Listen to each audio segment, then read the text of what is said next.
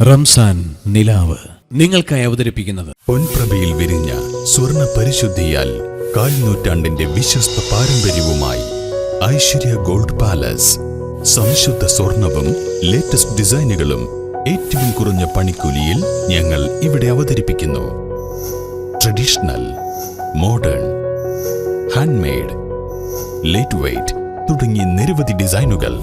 വിവാഹ പാർട്ടികൾക്ക് advance ബുക്കിംഗിലൂടെ special പാക്കേജുകൾ. ഇനി ഓരോ മുഹൂർത്തങ്ങളും ഐശ്വര്യയോടൊപ്പം ആഘോഷമാക്കൂ. Aishwarya gold palace, Thrissur road, Edappal, Nannammukku road, Changaramkulam.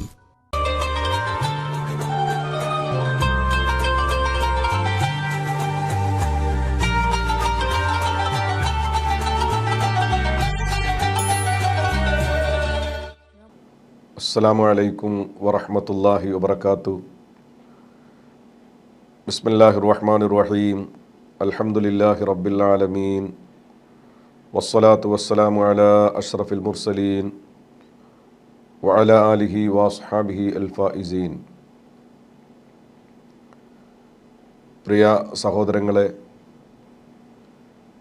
സൃഷ്ടാവായ അല്ലാഹു അവൻ അനുഗ്രഹിച്ചവരിൽ നാം ഏവരെയും ഉൾപ്പെടുത്തുമാറാകട്ടെ. ആമീൻ എന്ന് ആമുഖമായി നമുക്ക് പ്രാർത്ഥിക്കാം. അല്ലാഹു ഒരുപാട് അനുഗ്രഹങ്ങൾ നൽകിയ ഒരു വിഭാഗമാണ് മനുഷ്യരായ നമ്മളെല്ലാവരും. മനുഷ്യേതര ജീവജാലങ്ങളിൽ നിന്ന് വ്യതിരക്തമായി വിശേഷ ബുദ്ധി നൽകിക്കൊണ്ടാണ് അല്ലാഹു നമ്മെ ആദരിച്ചതും മനുഷ്യരല്ലാത്ത ജീവജാലങ്ങളിൽ നിന്ന് നമ്മെ വ്യത്യസ്തമാക്കിയതും. നമ്മെ സംബന്ധിച്ചിടത്തോളം നമുക്കുണ്ടാകേണ്ട ഒരുപാട് ഗുണങ്ങളുണ്ട്. ആ ഗുണങ്ങൾ ഉണ്ടാകുമ്പോഴാണ് അല്ലാഹു എന്തിനാദരിച്ചോ ആദരിച്ചൊരു കാര്യം അത് പൂർണ്ണാർത്ഥത്തിൽ ജീവിതത്തിൽ പ്രാവർത്തികമാക്കി എന്ന ബോധ്യം നമ്മുടെ ജീവിതത്തിലുടനീളം നമുക്കുണ്ടാകും. അത് സംബന്ധമായ ഏതാനും കാര്യങ്ങളാണ് ഇന്ന് ശ്രദ്ധയിൽപ്പെടുത്താൻ ആഗ്രഹിക്കുന്നത്. മനുഷ്യർ സാമൂഹ്യ ജീവികളാണ്. സമൂഹമായി ജീവിക്കുന്ന രീതിയിലാണ് അല്ലാഹു നമ്മെ സൃഷ്ടിച്ചിട്ടുള്ളത്. ജീവജാലങ്ങളിൽ സാമൂഹ്യമായി ജീവിക്കുന്നവരും അതല്ല തനിയെയുള്ള ജീവിതവും അങ്ങനെ വ്യത്യസ്തങ്ങളായി നമുക്ക് കാണാൻ കഴിയും. ജീവജാലങ്ങളിൽ ഒക്കെ അങ്ങനെ ആ ഒരു രീതിയിലുള്ള വ്യത്യാസം വന്യജീവികളിലാണെങ്കിലും ഇഴ ജന്തുക്കളിലാണെങ്കിലും പറവകളിലാണെങ്കിലും ഒക്കെ നമ്മളത് കണ്ടുകൊണ്ടേയിരിക്കുന്നു. എന്നാൽ ഈ സാമൂഹ്യമായി ജീവിക്കുന്ന ജീവജാലങ്ങളിൽ തന്നെ ഏറെ ആ സാമൂഹ്യ ഘടനകൾ നിശ്ചയിച്ചുകൊണ്ട് ജീവിക്കേണ്ട ഒരു വിഭാഗമാണ് മനുഷ്യർ. എന്നാൽ ഇന്ന് ഞാൻ ഈ വിഷയമായി വരാനുള്ളൊരു കാര്യം,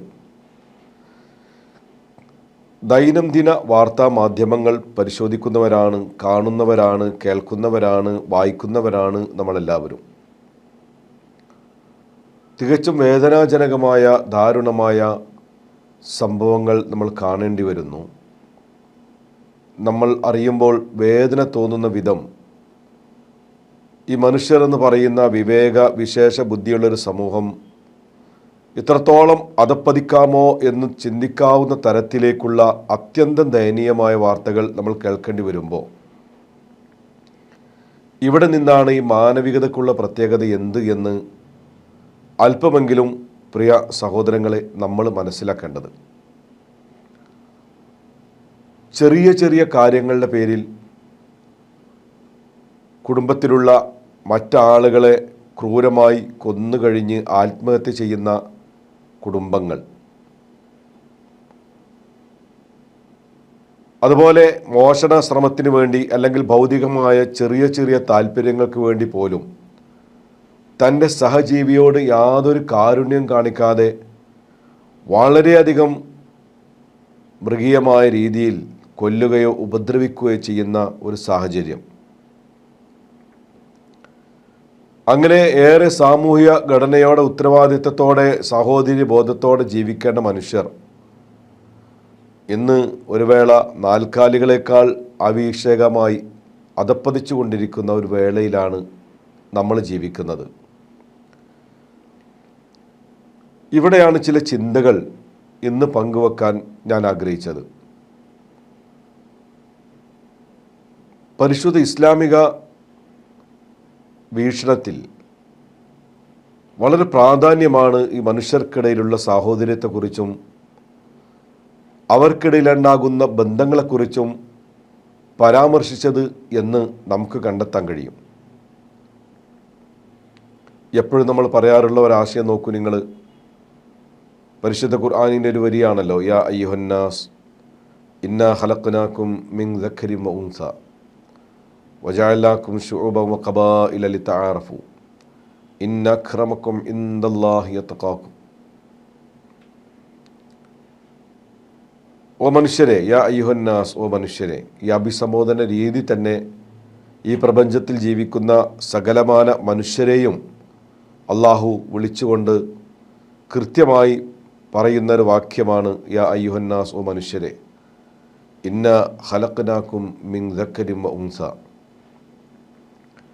നിശ്ചയം നിങ്ങളെ നാം സൃഷ്ടിച്ചത് ഒരാണിൽ നിന്നും ഒരു പെണ്ണിൽ നിന്നുമാണ്. വജഅൽനാകും ശുഉബൻ വ ഖബാഇൽ ലിതആറഫു. നിങ്ങളെ തട്ടുകളാക്കി, പാർട്ടികളാക്കി, വിഭാഗങ്ങളാക്കി, ഗോത്രങ്ങളാക്കി, അങ്ങനെയൊക്കെ നൽകിയത്, തട്ടുകളാക്കിയത്, വ്യത്യസ്തങ്ങളായ തരംതിരിവുകളുണ്ടാക്കിയത് എന്തിനു വേണ്ടിയാണ്? ലിതആറഫു, നിങ്ങൾ തിരിച്ചറിയാൻ വേണ്ടി മാത്രമാണ്. നിങ്ങളുടേതായ ഒരു ഐഡൻറ്റിറ്റി രൂപപ്പെടുത്താൻ വേണ്ടി മാത്രമാണ്. അങ്ങനെ ഒന്നില്ലെങ്കിൽ പ്രത്യേകമായി ഇന്ന രാജ്യം, ഇന്ന കുടുംബം, ഇന്ന ആള് എന്ന് പറയാൻ കഴിയില്ലെങ്കിൽ നിങ്ങൾക്കിടയിൽ അറിവില്ലാതെ പോകും. അതില്ലാതിരിക്കാൻ വേണ്ടിയാണ് ലിതആറഫു, നിങ്ങൾ പരസ്പരം ഒരു ധാരണ, ഒരു അറിവ് അതുണ്ടാകാൻ വേണ്ടിയാണ് നിങ്ങൾ ഇങ്ങനെയൊക്കെ ആക്കി തീർത്തത്. ഇന്ന അക്രമക്കും ഇൻദല്ലാഹി യത്ഖാകും. യഥാർത്ഥത്തിൽ ദൈവിക സമക്ഷം നിങ്ങളിൽ സ്ഥാനം, നിങ്ങളിൽ ഭക്തിയുള്ളവനാണ് എന്ന ഏറ്റവും മഹിതമായ ഒരു ആശയം പരിശുദ്ധ ഖുർആൻ ലോകസമക്ഷം സമർപ്പിക്കുകയാണ്.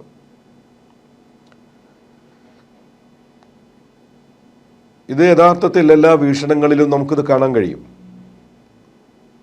ഒരു ബഹുസ്വര ലോകത്ത് ജീവിക്കുന്ന, രാജ്യത്ത് ജീവിക്കുന്ന നമ്മെ സംബന്ധിച്ചിടത്തോളം ഇവിടെ ഖുർആൻ പറയുന്ന ആശയങ്ങളോട് എല്ലാ തലങ്ങളിലും യോജിക്കുന്ന അതേ ആശയങ്ങളാണ് മറ്റു വേദഗ്രന്ഥങ്ങളും ഇവിടെ യഥാർത്ഥത്തിൽ ഈ വിഷയകമായി പറഞ്ഞുകൊണ്ടിരിക്കുന്നത്. അപ്പോൾ ഇതൊരു ഇസ്ലാമിക താല്പര്യം ഇങ്ങനെയാണെങ്കിൽ, അതല്ലെങ്കിൽ മറ്റു മതങ്ങളും ഇതേ താല്പര്യം ലോകത്തോട് വിളിച്ചു പറയുന്നുവെങ്കിൽ അതിൻ്റെ ഗൗരവവും അതിൻ്റെ പ്രാധാന്യവും നമുക്കവിടെ കൃത്യമായി മനസ്സിലാക്കാൻ കഴിയും. എന്നിട്ടും എന്തുകൊണ്ട് തൻ്റെ സഹജീവികളോട് കരുണ കാണിക്കാൻ കഴിയുന്നില്ല? മനുഷ്യൻ്റെ ഹൃദയങ്ങളിലൊക്കെ സ്നേഹത്തിന് പകരം, കാരുണ്യത്തിന് പകരം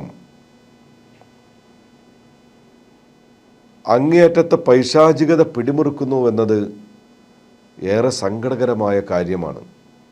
ഞാൻ നേരത്തെ സൂചിപ്പിച്ച പോലെ ഒരു തെറ്റും ചെയ്യാത്ത നിരപരാധികളായ, നാളെ ഇവിടെ പൗരന്മാരായി ഇവിടെ വളർന്നു വരേണ്ട ദൈവ സൃഷ്ടികളായ നമ്മുടെ പ്രിയപ്പെട്ട വീട്ടിലെ പൊന്നുമക്കളെ ഒരു നിമിഷത്തിൻ്റെ വൈകാരികത, അതല്ലെങ്കിൽ ഒരു നിമിഷത്തിൻ്റെ താല്പര്യം അതവനെ ക്രൂരനാക്കുന്നു.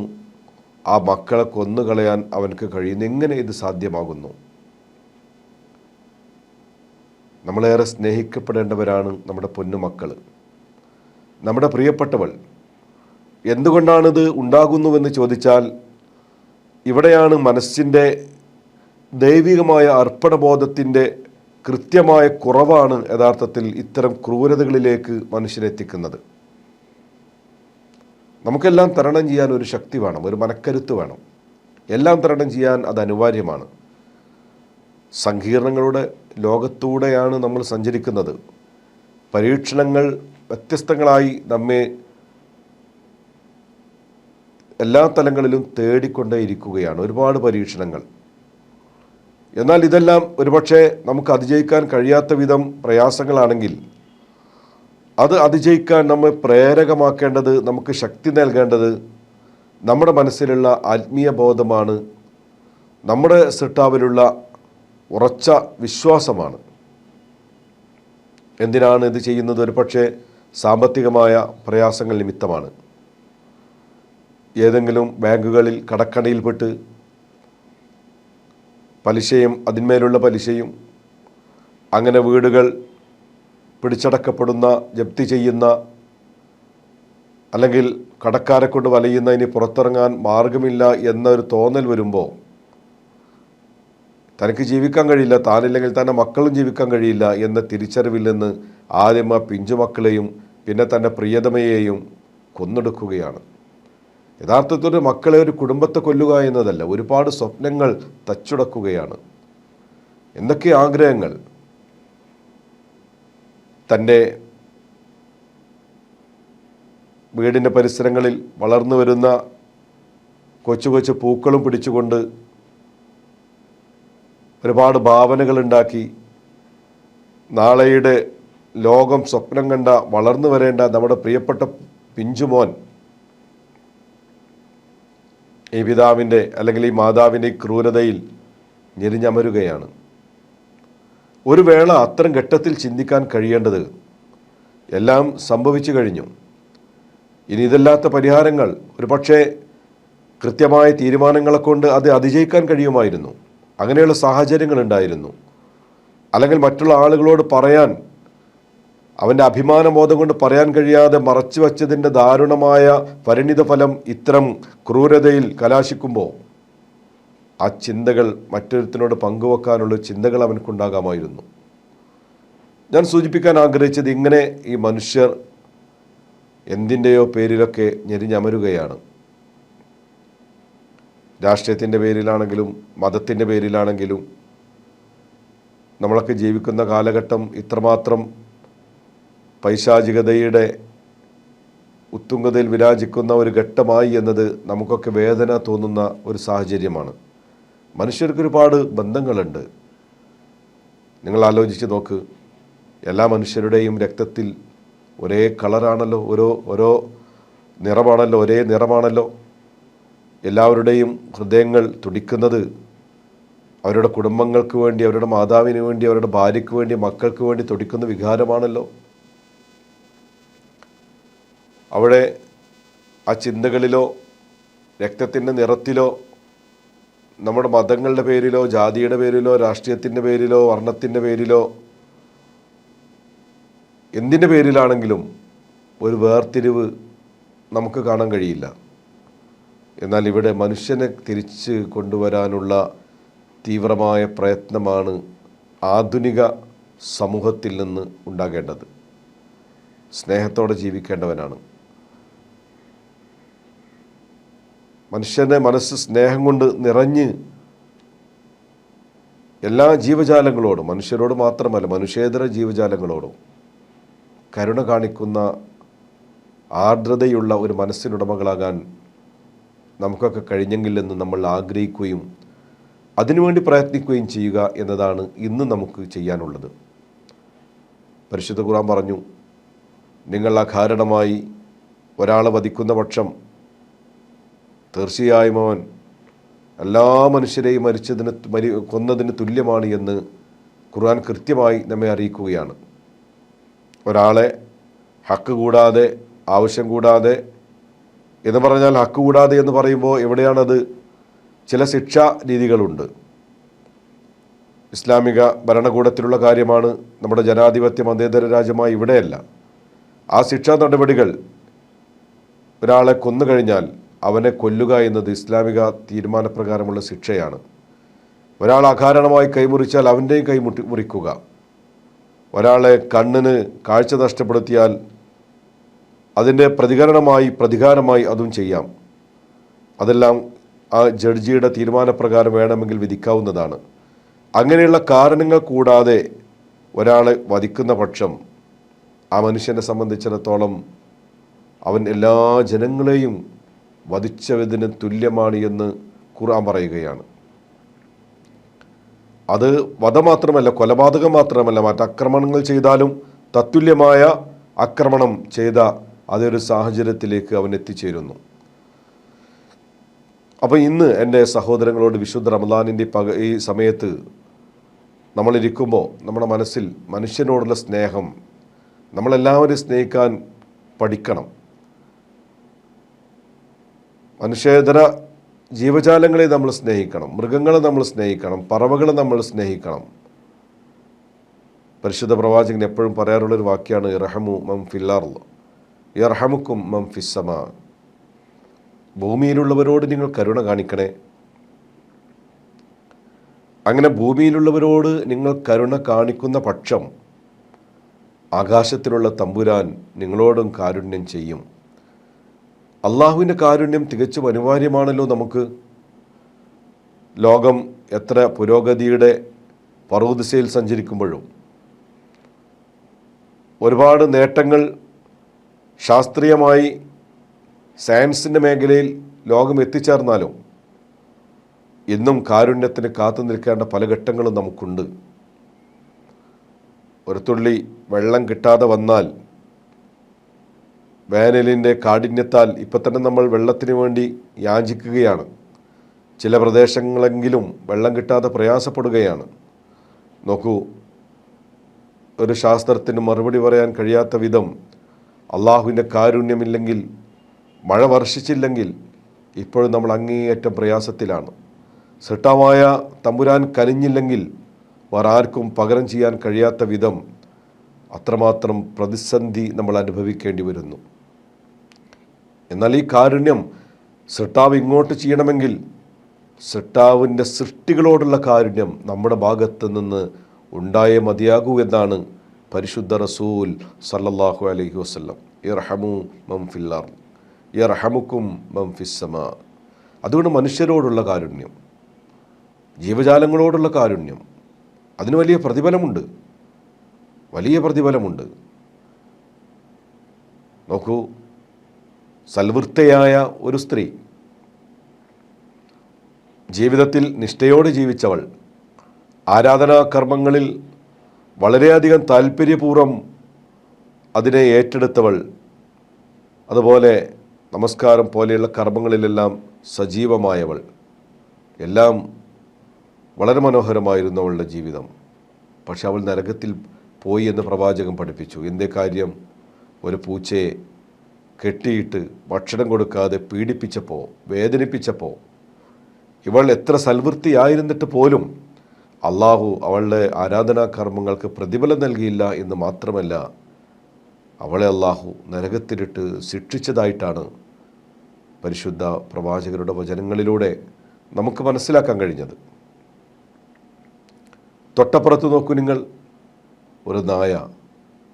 ആ നായ വിശന്നു വലഞ്ഞു നായയെ കണ്ടപ്പോൾ ജീവിതത്തിൽ നന്മകളൊന്നും ചെയ്യാൻ കഴിയാതെ, എന്നാൽ ഒരു വേള നന്മ ചെയ്തില്ല എന്ന് മാത്രമല്ല, എല്ലാ തിന്മകളുടെയും കൂട്ടുകാരിയായി അനാശ്വാസ പ്രവണതകളുമായി ജീവിച്ച ഒരു സഹോദരി, വെള്ളം കിട്ടാതെ പ്രയാസപ്പെടുന്ന, ഒരു തുള്ളി ദാഹജലത്തിന് വേണ്ടി അങ്ങേയറ്റം താല്പര്യത്തോടു കൂടി വന്ന ആ നായക്ക് വേണ്ടി അവൾ പ്രയത്നിച്ചു. സാധ്യമാകുന്ന രീതിയിൽ നായക്ക് വെള്ളം കോരിക്കൊടുത്തു എന്നൊരൊറ്റ കാരണത്താൽ അവൾ സ്വർഗത്തിലാണ് എന്ന് അവിടുന്ന് പറഞ്ഞപ്പോൾ, ലോകത്തിൻ്റെ നേതാവ് പഠിപ്പിച്ചപ്പോൾ, ഈ കാരുണ്യം അത്രമാത്രം വലുതാണ്. സഹജീവികളോട് കരുണ ചെയ്യാത്തവൻ അവൻക്ക് എങ്ങനെ അള്ളാഹുവിൽ നിന്നുള്ള കാരുണ്യം പ്രതീക്ഷിക്കാൻ കഴിയും? അതുകൊണ്ട് ഇപ്പം നമുക്ക് പട്ടിണിയെക്കുറിച്ചറിയാലോ. വിശപ്പ് നമ്മൾ അറിയുകയാണ്. സുബഹി മുതൽ ആ പരിശുദ്ധമായ ദിവസം തുടങ്ങുമ്പോൾ, നോമ്പ് തുടങ്ങുമ്പോൾ മഗ്രിബ് വരെ നമ്മൾ അന്നപാനീയങ്ങളിൽ നിന്ന് പൂർണ്ണാർത്ഥത്തിൽ വിട്ടു നിൽക്കുമ്പോൾ നമ്മൾ അറിയുകയാണ് എന്താണ് വിശപ്പ്. ഒരു വെള്ളം നമ്മൾ ഇറക്കുന്നില്ല, ഒന്നും നമ്മൾ കഴിക്കുന്നില്ല. എല്ലാം അള്ളാഹു പറഞ്ഞു, റബ്ബ് നിശ്ചയിച്ചു, അള്ളാഹുവിൻ്റെ വിധി ഞാൻ നടപ്പിലാക്കുന്നു, ഞാനൊന്നും കഴിക്കുന്നില്ല. എൻ്റെ താല്പര്യത്തേക്കാൾ, സുഭിക്ഷമായ ഭക്ഷണം കഴിക്കുന്നതിനേക്കാൾ ഞാൻ ഇഷ്ടപ്പെടുന്നത് ദൈവികമായ അള്ളാഹുവിൻ്റെ പ്രതിഫലമാണ്. അതിനുവേണ്ടി നമ്മളെല്ലാം വർജിക്കുകയാണ്. ഈ വർജിക്കുന്ന സമയത്ത് നമ്മൾ അറിയുന്നു വിശപ്പ് എന്താണ് എന്ന്. തൊട്ടപ്പുറത്ത് ഇന്ന് നമ്മളൊരു ദിവസമാണ് ഭക്ഷണം കഴിക്കാതെ പോയത് എങ്കിൽ ദിവസങ്ങളോളം ഭക്ഷണം കഴിക്കാത്തവർ, കഴിച്ചെങ്കിൽ തന്നെ ഭാഗികമായി എന്തൊക്കെയോ താൽക്കാലികമായി കഴിച്ചവർ, അങ്ങനെയുള്ള ആളുകളുടെ വിശപ്പ് നമ്മൾ അറിയണം. അവരെക്കുറിച്ച് നമ്മൾ മനസ്സിലാക്കണം.